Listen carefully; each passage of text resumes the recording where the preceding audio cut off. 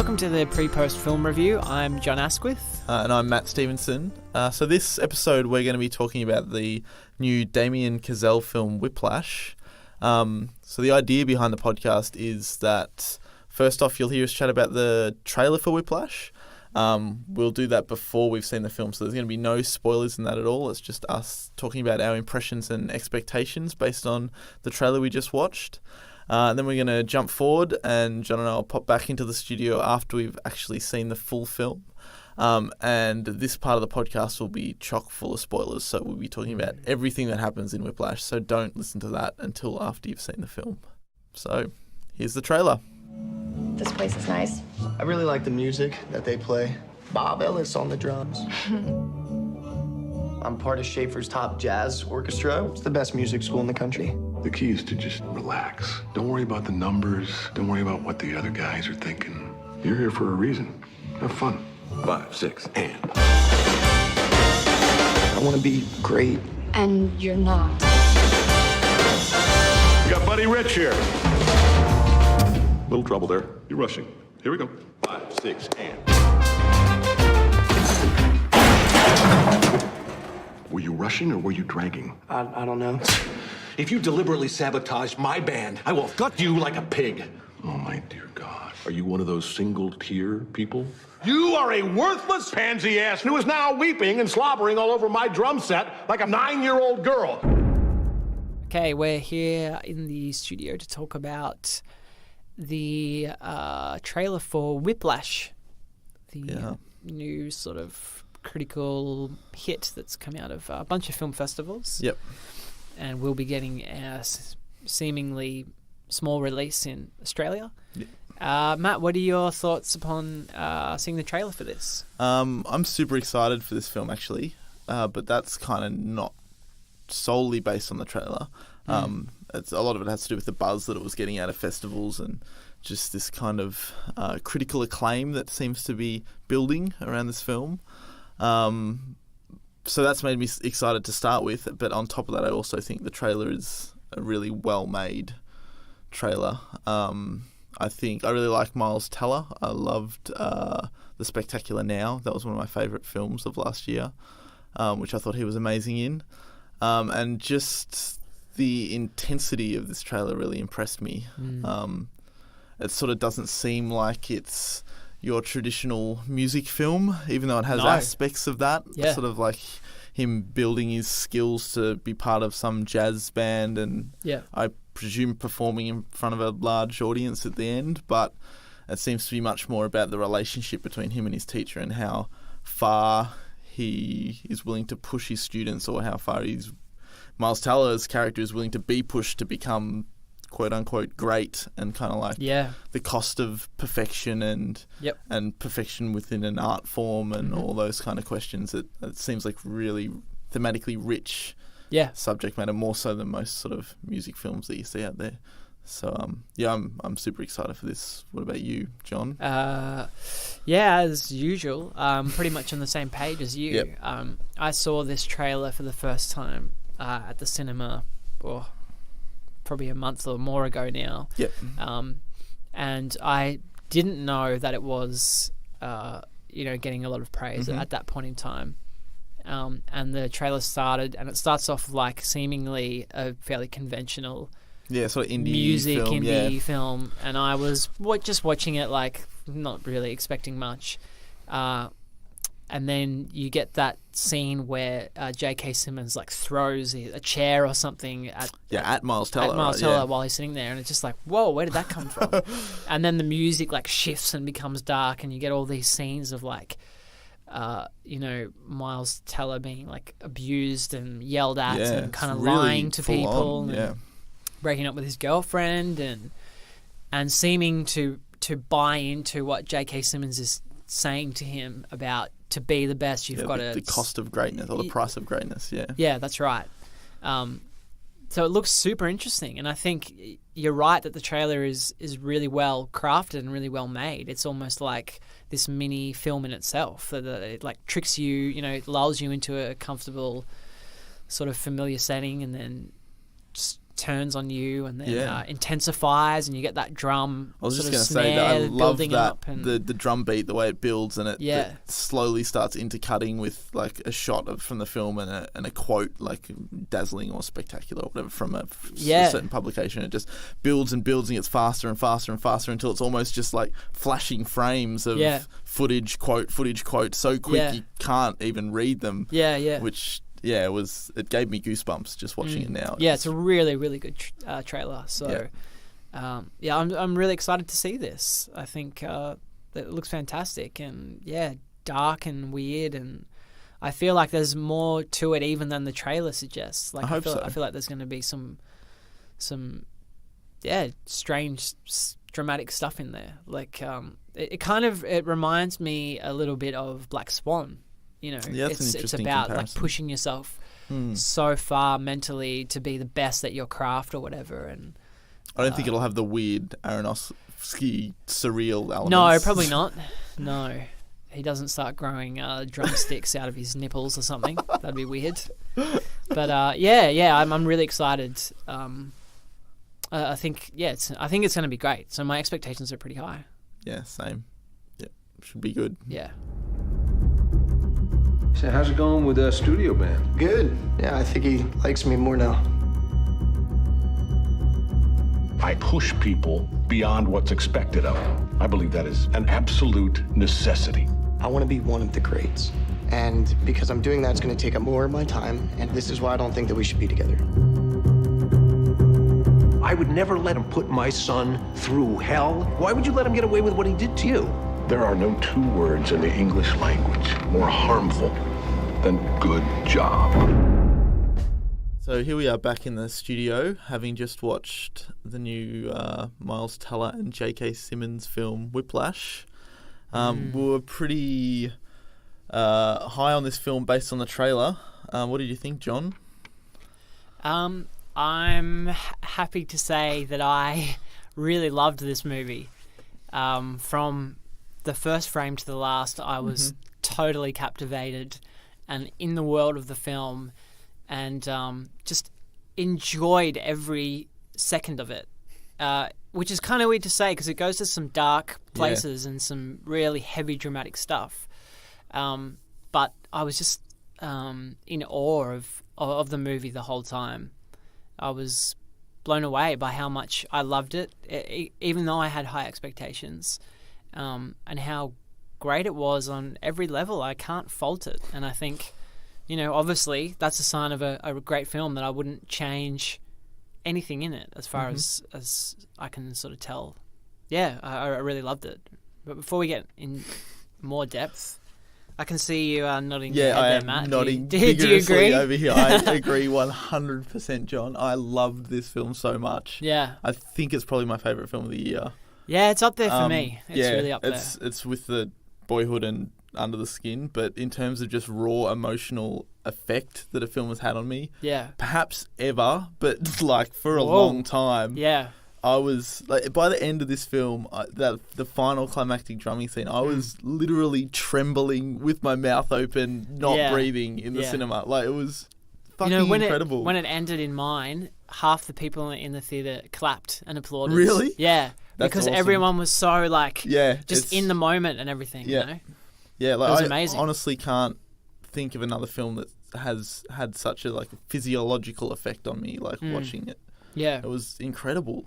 Yeah. I guess I just mirroring exactly what you said. I had high hopes and it just exceeded them in every way. I don't think I would change a single thing about this film. No. It's just such a perfectly honed little drama / thriller almost. Yep, totally. Or character study about these two men, kind of opposites that also need one another. That's right. I loved every frame of this film. Yeah. It sort of goes without saying in a way that a large reason this movie works is because the performances are just spectacularly good. Yep.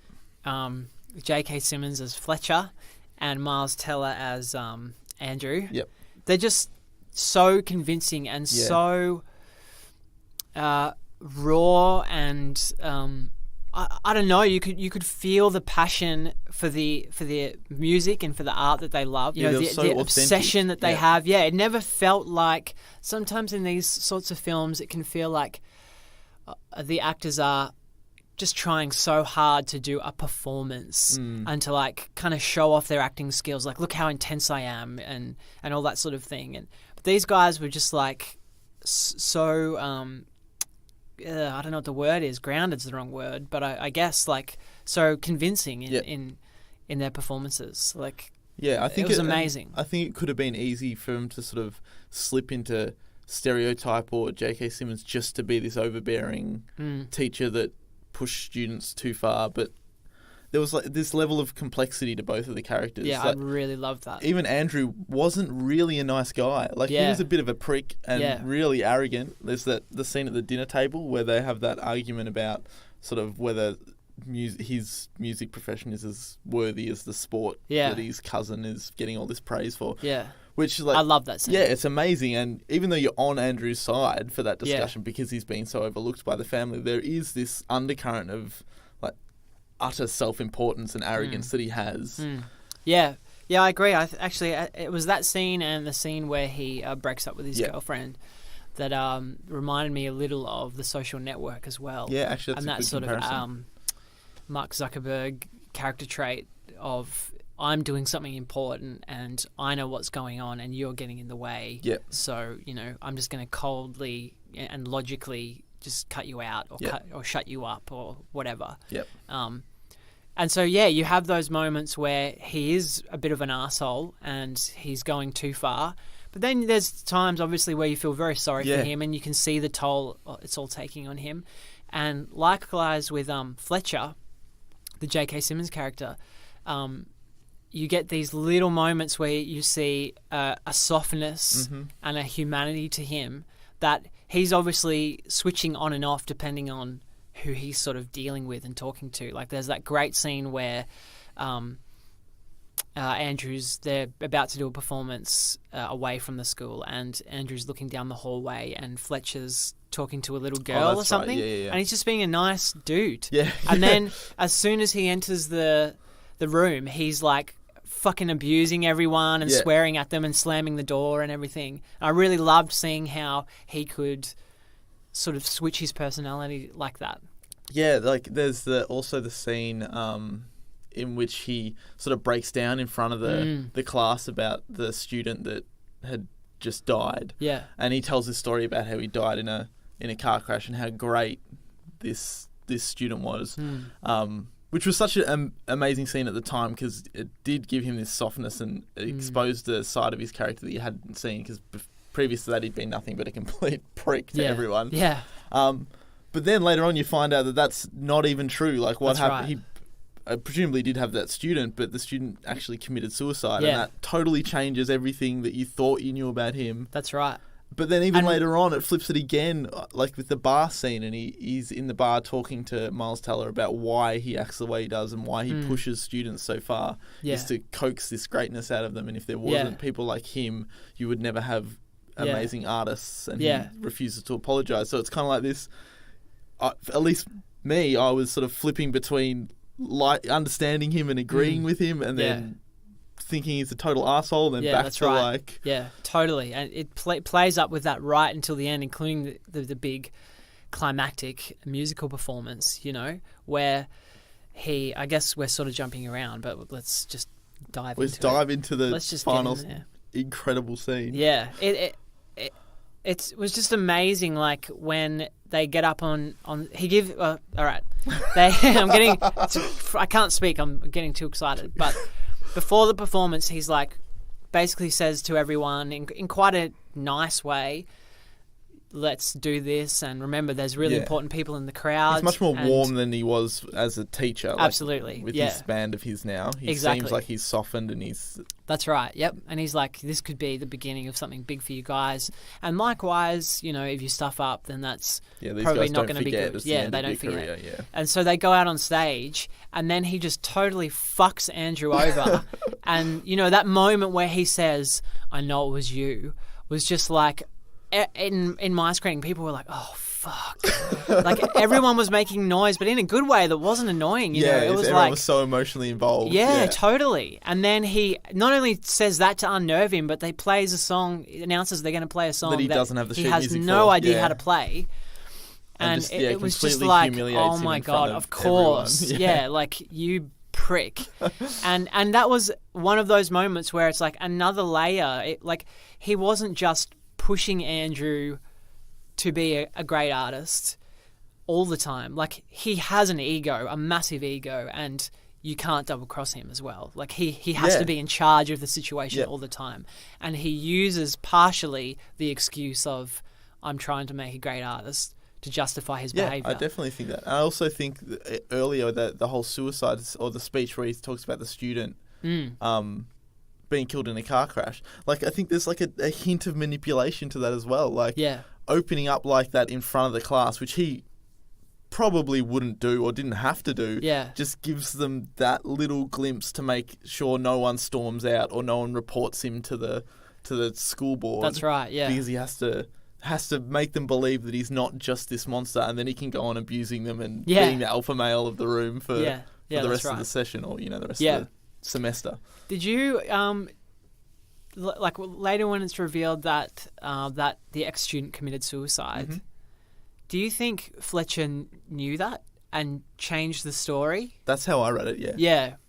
It was interesting because then, what is there a part of him that was aware that it was his fault, or is he too stubborn and sort of obnoxious to ever realize that, do you think? I think he realizes it's his fault, but he's unapologetic for that.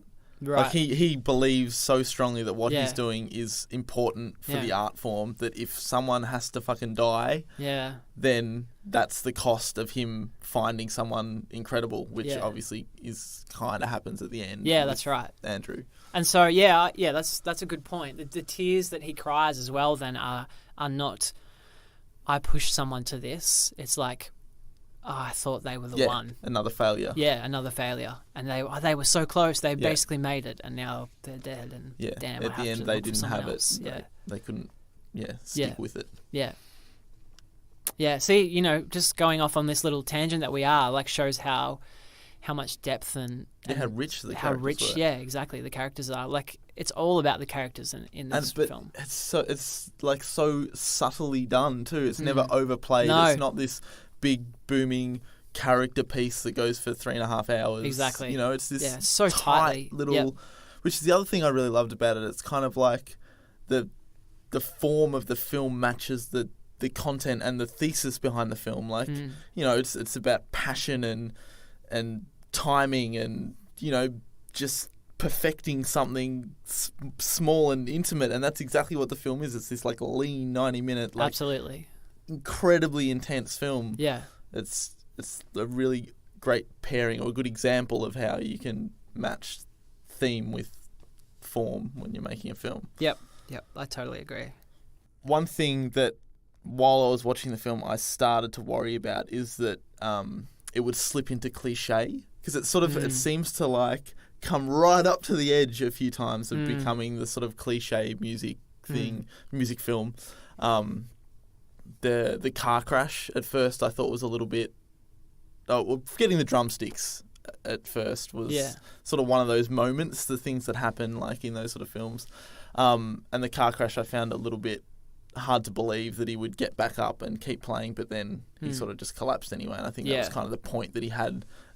He was so determined that he pushed himself far enough to sit at a drum kit after having been concussed. Yeah, exactly. It would be different if he played really well then. And it was exactly. Like, bravo! Look at this dedication. That would be like a TV movie. Yeah, that's right. Sports film kind of ending. Or whatever. Exactly. And I think the ending is a perfect example of that as well, because I kept thinking I knew where it was going with each beat. Like I picked that he was going to get fucked by the teacher. Like I knew that was coming, not way off, but he says some line about someone never forgetting or something a little bit earlier on, and I was like, ooh, is he setting him up for failure here?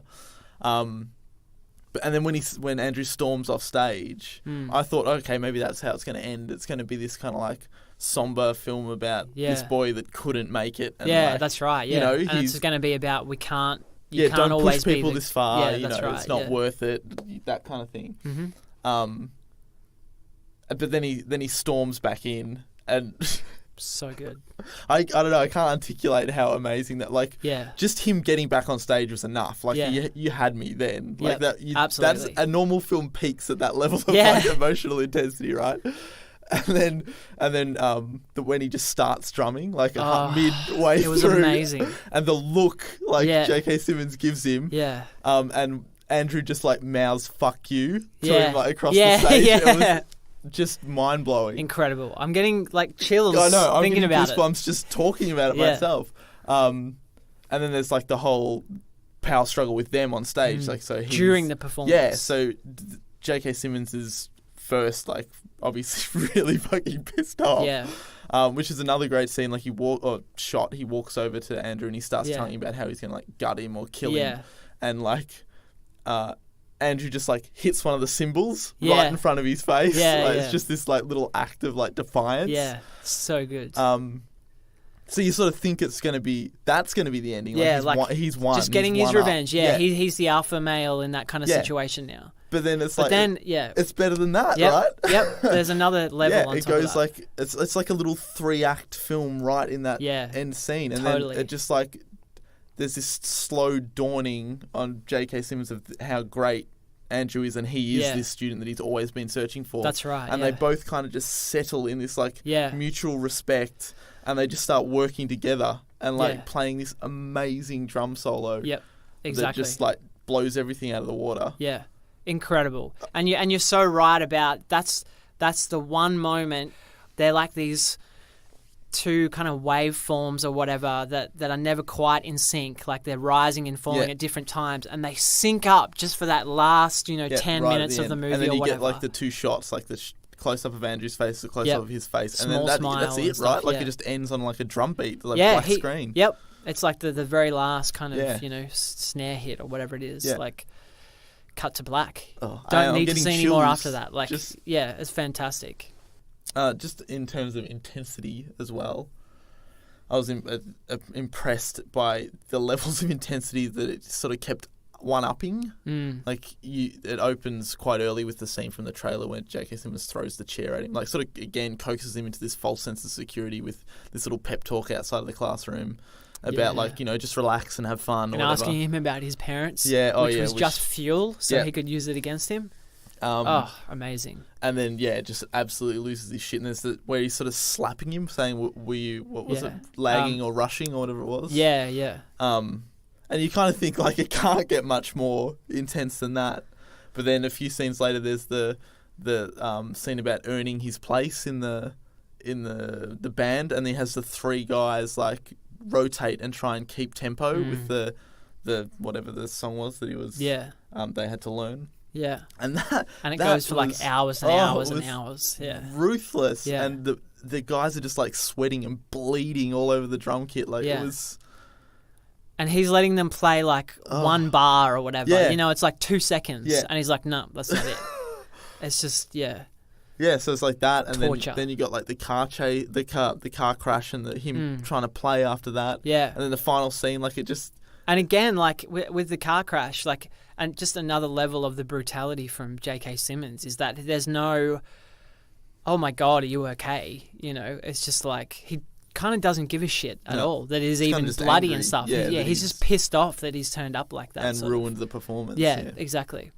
But you're right. It keeps escalating. It never gets cartoony either. It's never cartoony. No, that's a good point. It's always sort of within the realms of that world, and that character remains realistic, sort of. One of the questions I actually did think while I was watching the film, or maybe after the film, was whether it would be possible to actually, whether that was realistic in terms of the physical punishment that he was going through, and all the blood and just the wounds on his hands.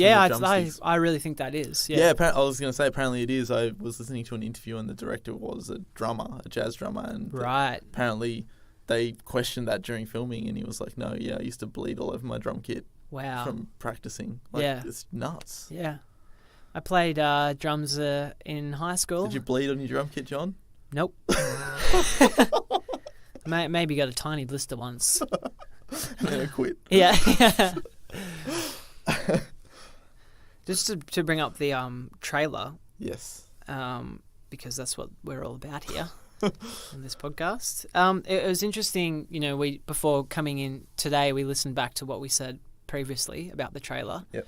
And we mentioned that there might be something more to the movie. Like, it's not just about this relationship and this teacher pushing this kid too far, which I think we were actually wrong about. Like, I think what the trailer shows you and sets up is what you get, basically. Yeah, I agree. But it's just delivered in a really satisfying way that is totally enjoyable, even if you've seen the trailer. Like, there's not really more to the story. It's just about these two characters. It goes further, but only with the same, thematic idea. Yeah. It doesn't bring any other aspects in. There wasn't some big hidden plot point or anything. No, the trailer tells you exactly what the film's about, and the film just explores that in more detail. Yeah, which is interesting because a lot of the time we might see a trailer and it does do that. It just shows you, hey, here's A to B, kind of what it's about and what might happen. And then you see the film and there's not much more to it. But this was like, even though you knew for the most part where it was going, and the trailer kind of did show a lot of stuff, like it was still rich, and that's interesting. It delivered more than, I guess, one thing it doesn't spoil for you or doesn't go into is the character or the depths of the characters and the arcs of the characters. Like, from that trailer you expect probably like a basic music sort of film plot. He trains, he fails, and he comes back and he wows the audience at the end, which happens kind of to an extent. But sort of. The way that this film delivers all that is so fresh and unexpected. Right. Yeah. I did like... I guess I just liked the fact that it was this look into the world of jazz musicians, because I'm not very familiar with jazz myself. No, me neither. I don't dislike it. I actually quite like jazz, but I've never been exposed to that world. So I found that just interesting in and of itself, just getting to spend time in these sort of rehearsal rooms and see what goes down behind the scenes. And I also loved that just due to the film being about jazz musicians, it was kind of like self-scored with this great jazz soundtrack. Like, there was a moment early on in the film where Andrew's sort of like wandering the corridors of the school, and I think he's sort of like spies in the door and sees J.K. Simmons like conducting the expert band or whatever.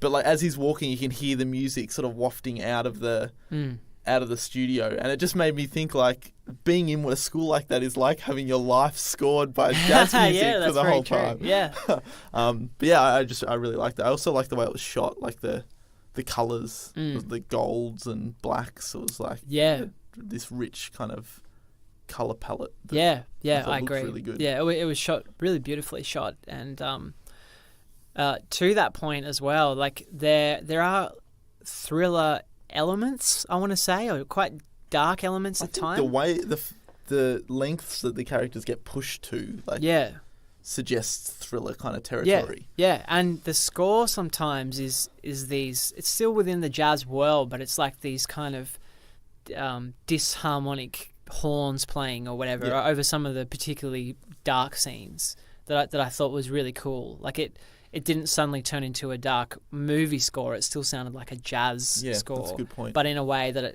as a casual jazz listener or whatever, you don't hear that often. Yeah. I thought that was really cool. And that scene that you're talking about where he looks into to see the studio band rehearsing, and J.K. Simmons quickly turns around. It was almost like a horror movie kind of shot, that's really. True. It's like something from The Shining. Yeah, this big looming villainous character kind of like. Yeah, it quickly turns around, and makes eye contact. I did like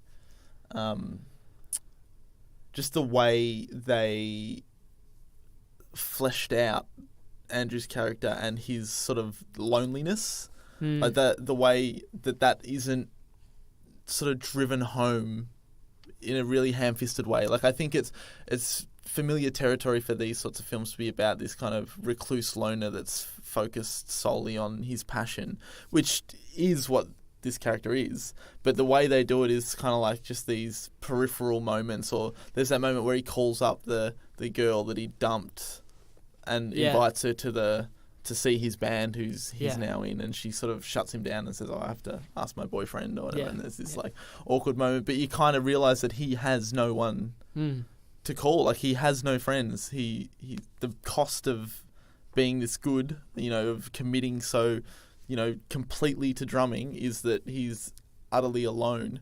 Yep. But it's never played for like sentimentality or not at all cliche. It's just this like added extra little peripheral knowledge about his character that makes it so much richer. I just thought that was a nice way to play that. Yeah, absolutely. I totally agree. And I think likewise there's sort of a mini story between him and his dad that I felt was there anyway, that he loves his dad and respects his dad, but he kind of doesn't want to end up like his dad. Yeah. That's how I took it. That's true. It's never like verbalised in the film, but it's implied. I think. It seems like there's enough hints, and I thought that was just a really nice, again, way of adding more depth to this story without being over the top and saying, oh, and also this is happening. You know, it was just like subtly there behind the scenes almost. Actually, speaking of the father, I actually think that's a really great little arc their relationship goes through, because you see at the dinner table scene there's a bit of contempt that the dad has for Andrew. Like he clearly doesn't quite appreciate what he's doing and wishes his son was doing something a little bit more, I don't know, socially normal. Yeah. Or, maybe he's worried that his son is being too committed because he makes that quip about, dying at 30 from a heroin overdose isn't a good way to live your life. But then at the end, when Andrew storms off stage and he like hugs the dad, like that was a nice little moment for Andrew to see that he had that support there. But the moment that really got me was after he started doing this crazy drum solo on stage. You see just a tiny little cutaway of the dad open the doors at the back of the auditorium and just see his son and see the amazing music that he is creating. Yep. And I mean, he's only on screen for 2 seconds, and I think like that's it. You never see anything else. Yeah, that's right. But that almost brought me to tears, just seeing the dad finally realize like why his son was so obsessively passionate about drumming and how incredibly talented he is, and finally understanding that was a super moving moment, and again just done such a lightness of touch. It was masterfully handled, I think. Yep, I totally agree, which is pretty impressive given that this is his second film, I think. First feature maybe. It's incredibly like promising to have such a filmmaker in the early stages of his career deliver something so amazing. It'll be interesting to see what he delivers next, given that he is so like personally attached to this subject matter. Yeah, that's true. Yeah, coming from the jazz world and being a jazz drummer, he knows it inside out. Whether that level of detail can be brought to another project, I guess remains to be seen. But I mean, the grasp that he shows over the technical side of filmmaking and his ability to sort of evoke such intense emotional reactions gives me hope that he can at least do something, absolutely half decent. Yeah, of course. Yeah, it's not just about the jazz. Like there's way more going on here than just being familiar with that subject. So yeah, it's really exciting to see what he'll do next. This goes to our discussion that we've had off podcast, Matt, about like how do you rate a movie like 5 stars or something, like a perfect 10 out of 10 or 5 out of 5. And we've kind of decided that it's for that movie, would you change anything in it? Yeah, I think that's accurate. Yeah. And I kind of guess like that means I'm giving this like 5 out of 5 because I can't. It's not the best movie ever made, obviously, but it's a fucking great one. Yeah. And I wouldn't change anything. Yeah, I wouldn't change a frame in it. Yeah. Yeah.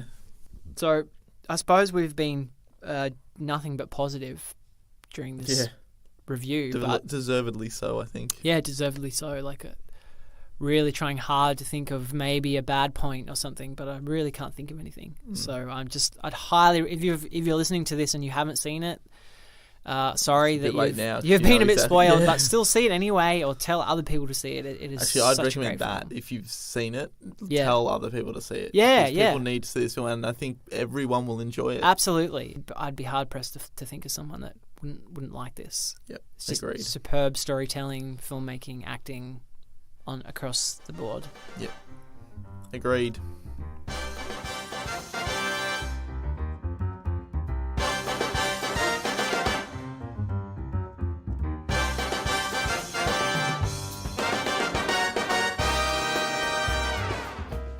Thanks for listening to the Pre-Post Film Review. We'd love to hear what you guys thought of Whiplash, so shoot us an email at prepostfilmreview@gmail.com. We'd love to hear if you loved it or hated it as much as we did. That's right, although you probably loved it, let's be honest. I know. If you didn't love it, don't bother emailing. Don't bother. No, you can. I'd love to actually hear how someone could see it negatively. You can also follow us on Twitter, which is at prepostfr. Stay up to date with when new episodes are posted and have a chat to us. Likewise on Facebook, if you just search Pre-Post Film Review, we're on there. Give us a like, which helps with exposure. And another thing that helps in that sense is leaving us an iTunes review or subscribing. That's a big one to help us get more listeners and to keep the film conversation going.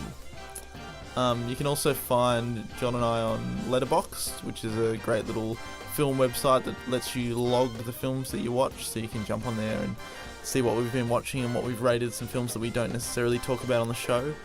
You can find us under our names, which will be in the show notes for this episode. And then you can join us next episode when we're going to be talking about the highly anticipated new Christopher Nolan film, Interstellar.